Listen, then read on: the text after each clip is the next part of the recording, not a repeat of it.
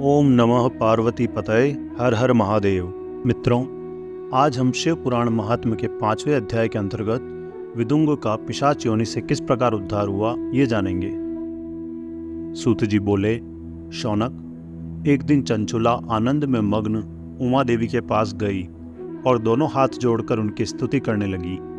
चंचुला बोली, हे गिरिराज नंदिनी स्कंद माता उमा, आप सभी मनुष्यों एवं देवताओं द्वारा पूज्य तथा समस्त सुखों को देने वाली हैं। आप शंभु प्रिया हैं, आप ही सगुणा है और निर्गुणा हैं। हे सच्चिदानंद स्वरूपिणी, आप ही प्रकृति की पोषक हैं। हे माता, आप ही संसार की सृष्टि, पालन और संहार करने वाली हैं। आप ही ब्रह्मा, विष्णु और महेश को उत्तम प्रतिष्ठा देने वाली परम शक्ति हैं। सूत जी कहते हैं, शौनक, सद्गति प्राप्त चंचुला इस प्रकार देवी की स्तुति कर शांत हो गई।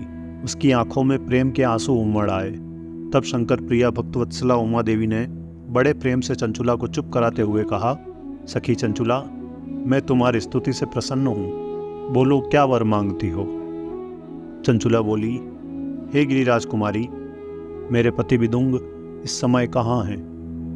उनकी गति कैसी हुई है, मुझे बताइए और कुछ ऐसा उपाय कीजिए ताकि हम फिर से मिल सकें। हे महादेवी, मेरे पति एक क्षुद्र जाति वेश्या के प्रति आसक्त थे और पाप में ही डूबे रहते थे। गिरिजा बोली, बेटी, तुम्हारा पति विदुंग बड़ा पापी था, उसका अंत बड़ा भयानक हुआ। वेश्या का उपभोग करने के कारण वह मूर्ख नरक में अनेक वर्षों तक अनेक प्रकार के दुख भोगकर अब शेष पाप को भोगने के लिए विंध्य पर्वत पर पिशाच की योनि में रह रहा है। वह दुष्ट वहीं वायु पीकर रहता है और सब प्रकार के कष्ट सहता है। सूत जी कहते हैं, शौनक, गौरी देवी की यह बात सुनकर चंचुला अत्यंत दुखी हो गई। फिर मन को किसी तरह स्थिर करती हुई दुखी हृदय से माँ गौरी से उसने एक बार फिर पूछा, हे महादेवी, मुझ पर कृपा कीजिए और मेरे पापी पति का उद्धार कर दीजिए। कृपा करके मुझे वह उपाय बताइए जिससे मेरे पति को उत्तम गति प्राप्त हो सके। गौरी देवी ने कहा, यदि तुम्हारा पति विदुंग शिव पुराण की पुण्यमयी उत्तम कथा सुने तो वह इस दुर्गति को पार करके उत्तम गति का भागीदारी हो सकता है। अमृत के समान मधुर गौरी देवी का यह वचन सुनकर चंचुला ने दोनों हाथ जोड़कर मस्तक झुकाकर उन्हें बारंबार प्रणाम किया तथा प्रार्थना की कि मेरे पति को शिव पुराण सुनाने की व्यवस्था कीजिए। ब्राह्मण पत्नी चंचुला के बार बार प्रार्थना करने पर शिव प्रिया गौरी देवी ने भगवान शिव की महिमा का गान करने वाले गंधर्वराज तुम्बुरो को बुलाकर कहा, तुम्बुरो, तुम्हारी भगवान शिव में प्रीति है। तुम मेरे मन की सभी बातें जानकर मेरे कार्यों को सिद्ध करते हो। तुम मेरी इस सखी के साथ विंध्य पर जाओ, वहाँ एक महाघोर और भयंकर पिशाच रहता है। पूर्व जन्म में वह पिशाच विदुंग नामक ब्राह्मण मेरी सखी चंचुला का पति था। वह वेश्यागामी हो गया। उसने स्नान संध्या आदि नित्य कर्म छोड़ दिए। क्रोध के कारण उसकी बुद्धि भ्रष्ट हो गई। दुर्जनों से उसकी मित्रता तथा सज्जनों से द्वेष बढ़ गया था। वह अस्त्र शस्त्र से हिंसा करता, लोगों को सताता, उनके घरों में आग लगा देता था। चांडालों से दोस्ती करता, वह रोज वेश्या के पास जाता था। पत्नी को त्याग कर दुष्ट लोगों से दोस्ती कर उन्हीं के संपर्क में रहता था। वह मृत्यु तक दुराचार में फंसा रहा। मृत्यु के बाद उसे पापियों के भोग स्थान यमपुर ले जाया गया। वहां घोर नरकों को सहकर वह इस समय विंध्य पर्वत पर पिशाच बनकर रह रहा है और पापों का फल भोग रहा है। तुम उसके सामने परम पुण्यमयी पापों का नाश करने वाली शिव पुराण की दिव्य कथा का प्रवचन करो। इस कथा को सुनने से उसका हृदय सभी पापों से मुक्त होकर शुद्ध हो जाएगा और वह प्रेत योनि से मुक्त हो जाएगा।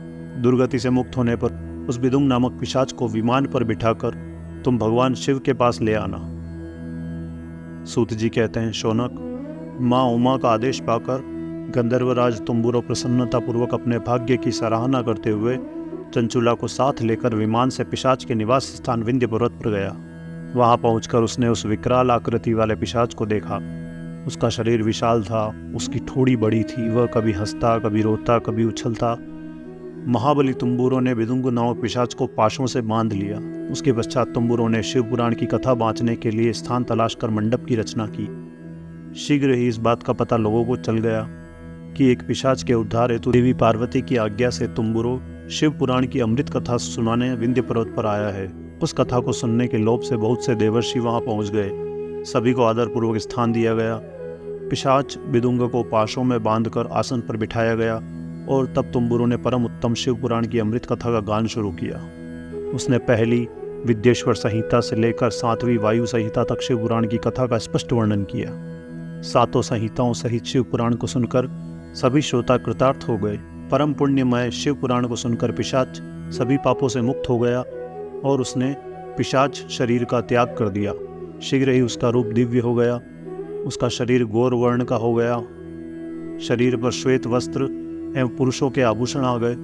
इस प्रकार दिव्य देहधारी होकर विदुंग अपनी पत्नी चंचुला के साथ स्वयं भी भगवान शिव का गुणगान करने लगा।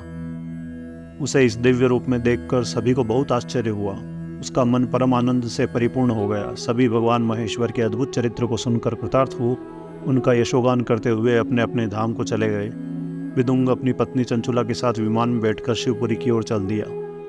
महेश्वर के गुणों का गान करता हुआ विदुंग अपनी पत्नी चंचुला व तंबुरों के साथ शीघ्र ही शिवधाम पहुंच गया। भगवान शिव व देवी पार्वती ने उसे अपना पार्षद बना लिया। दोनों पति पत्नी सुखपूर्वक भगवान महेश्वर एवं देवी गौरी के श्री चरणों में अविचल निवास पाकर धन्य हो गए।